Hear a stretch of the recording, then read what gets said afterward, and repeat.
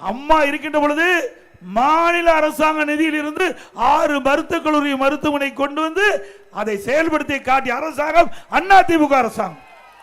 11 அரசு மருத்துவக் கல்லூரி மருத்துவமனை நான் முதலமைச்சர் அந்த காலகட்டத்தில் மத்திய அரசோடு தொடர்பு கொண்டு மத்திய அரசு மாநில அரசு இணைந்து 11 மருத்துவக் கல்லூரி திறந்தோம்.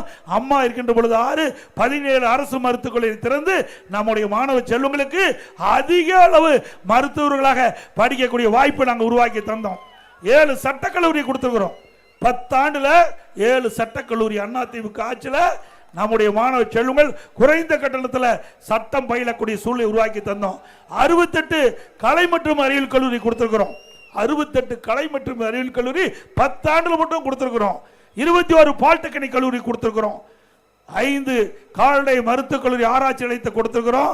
4 பொறியியல் கல்லூரி, அதே போல 4 வேளாண்மை கல்லூரி, அதுக்கு ஐடி கல்லூரி, இப்படி பல பிடெக் கல்லூரி நிறைய திறந்தோம்.